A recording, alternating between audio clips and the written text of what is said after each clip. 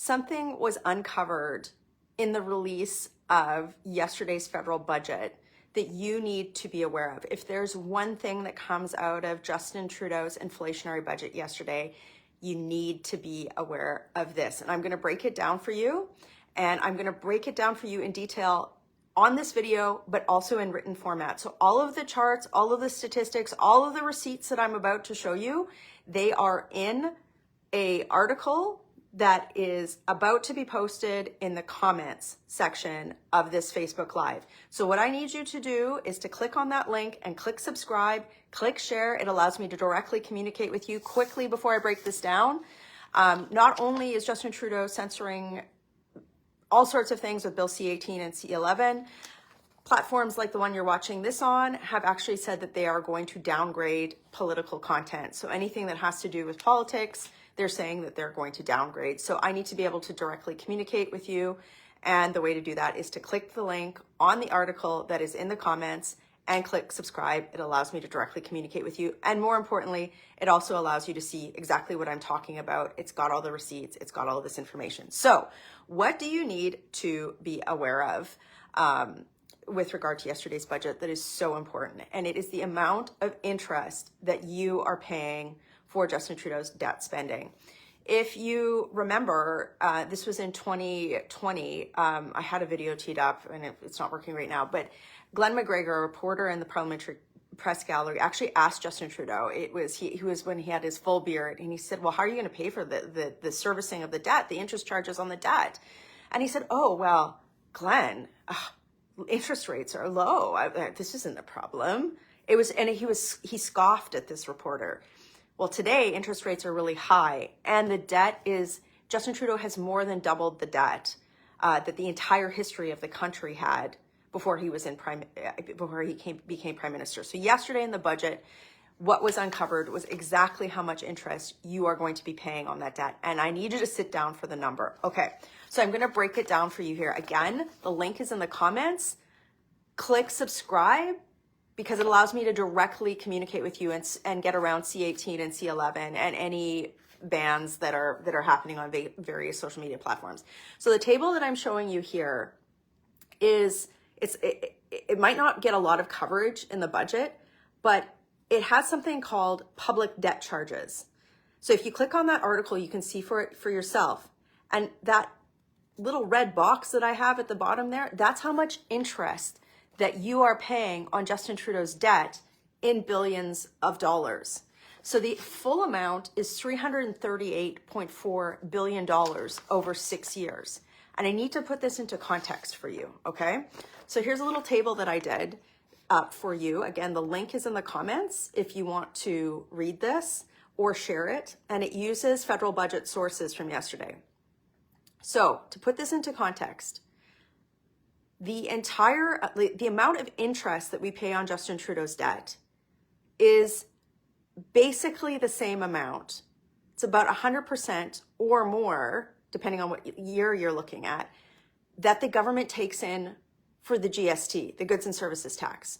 So the amount of interest, not the principal, like we're not paying down the debt with this, just the interest on, the credit card payment essentially for Justin Trudeau's debt is now so much.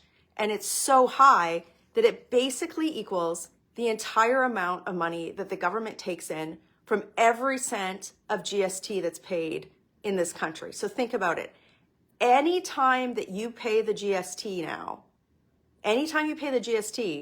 it's essentially only going to pay for the interest on Justin Trudeau's debt.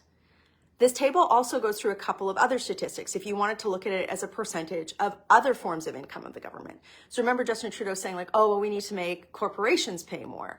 Well, the interest on Justin Trudeau's debt is so high that it's going to be the same as 2/3 of all of the corporate tax that the federal government takes in every year.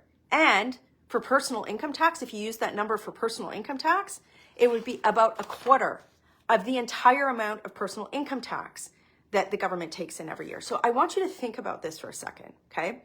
So Justin Trudeau's spending, his debt spending, how has it impacted your life? Has there been anything positive that you can point to that Justin Trudeau's debt spending, doubling Canada's debt, has actually made your life more like that it's better? I mean, can you think of off the top of your head any piece of major infrastructure that is actually complete, that was completed on time, that somehow made your life better? Probably not, right?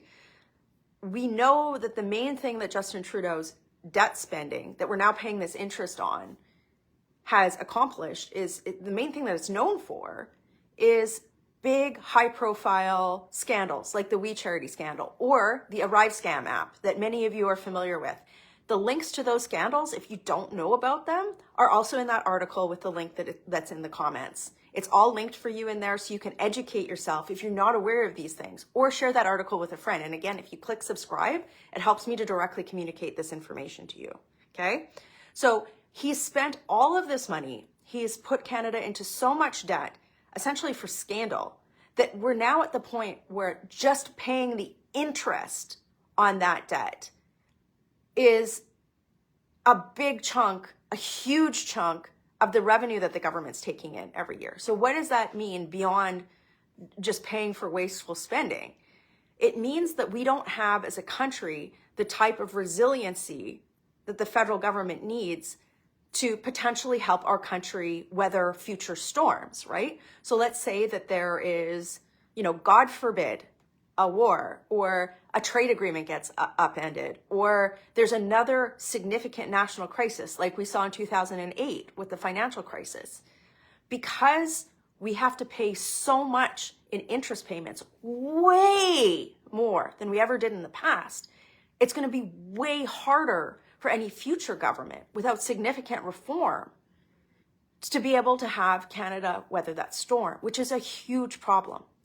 The second thing is that not only has he increased the interest payments that we have to pay on the debt, he's increased taxes significantly, right? Many of you guys are paying more taxes that have been introduced by Justin Trudeau, and he's increased those taxes. So he's actually at a time when Canada's productivity is lacking, when we should be looking for ways to increase and grow the economy, he's putting more constraints on it, right? I know many of you who are watching, you either have a friend or a family member who have lost jobs recently. Many of you know people who have had businesses closed because, and this is the other thing that's super important, that debt spending has created what? Inflation, right?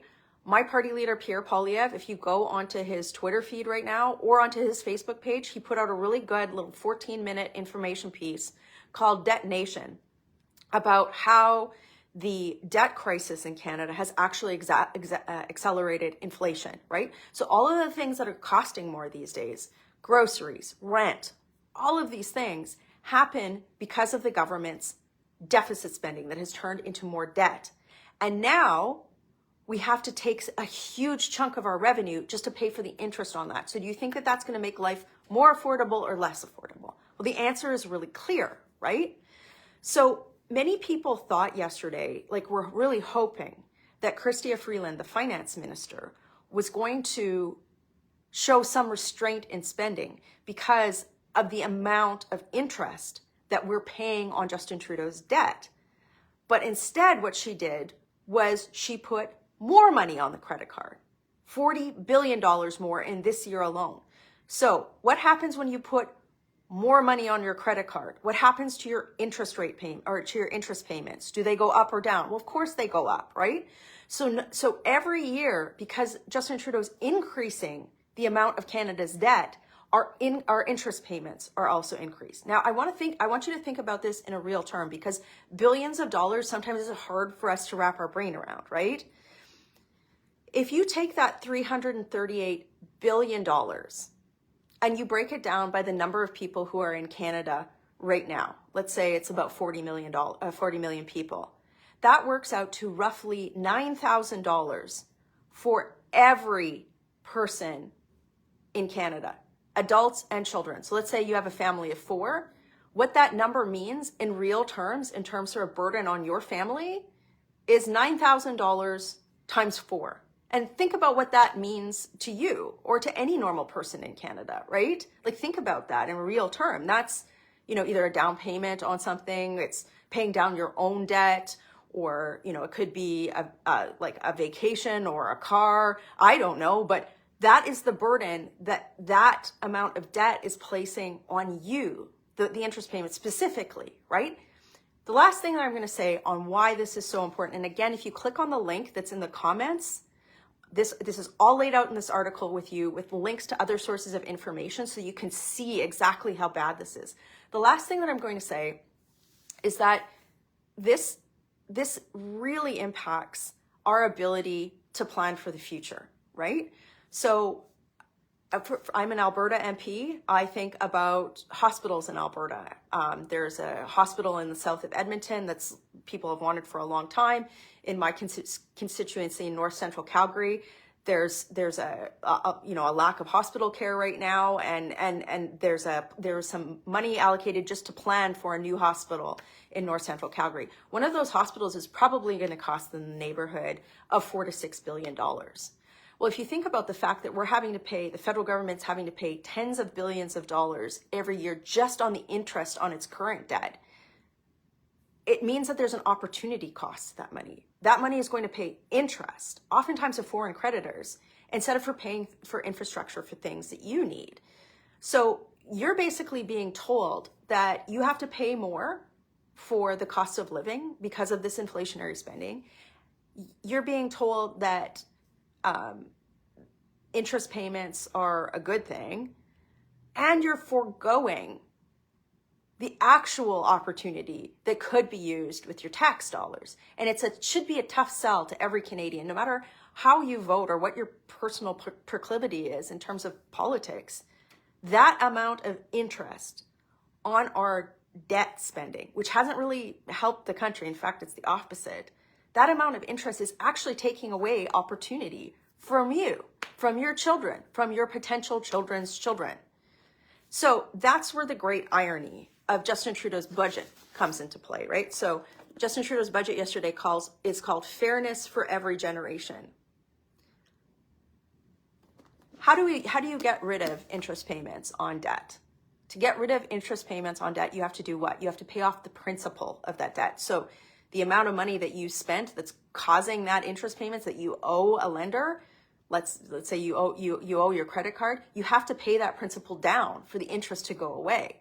Well, the only way to pay the principal of the federal debt down is to first balance the budget, right? It's to get out of that deficit spending, which they had $40 billion of yesterday, not add anything more to the debt. So you have to erase the deficit, but then you have to post a surplus, in theory, to be able to pay down the principal. Think about how long it's going to take a future government to do that, to be able to, thankfully Conservatives have a plan to start correcting some of these problems. But the longer that Justin Trudeau is in power and the longer that the NDP prop them up and keep asking for, this debt spending that just makes problems worse, the harder it's going to be for future generations of Canadians to get ahead. So for Justin Trudeau to say that the amount of interest payment on debt that is, the same amount that the federal government collects in the GST, is that fairness for every generation? Like, think about the lie of this title, Fairness for Every Generation, when, again, if you click on the link in the comments, it's very clear that we're mortgaging every generation's potential. It's not just about the future. Of course, it has a huge impact on the future. It also has an impact on now. Because all of that money that's going to interest payments to foreign creditors, it's not going to build the things that we need in Canada. And it's certainly not going to pay off the debt. So it's really important that you share this video. For those of you who have stuck around with me this long, help me get the message out on this. Justin Trudeau wants you to be uneducated on the cost of his failure. He really does. That's what his entire existence is his political existence is based on. You not having the information you need to understand how bad the circumstance is and why we need political change. And that's why I need you to click on the link, click subscribe so I can give that information to you, but also share this video to help get this information up. I made none of this up. It's all right in their own document. And I've listed this all in that article for you too. This is fact. It's huge fact. And no amount of spin from any political party will be able to negate that fact. So this is something we have to fight, and you can help me fight back by getting the word out. I'm going to get into the House of Commons. There's going to be a lot of debate about this. We are certainly going to try and oppose this inflationary spending and the mortgaging of all generations' futures in Canada. But the NDP are propping this government up. We need an election, we need change, and Justin Trudeau certainly does not deserve to be Prime Minister. Working hard for you in Ottawa. Have a great day.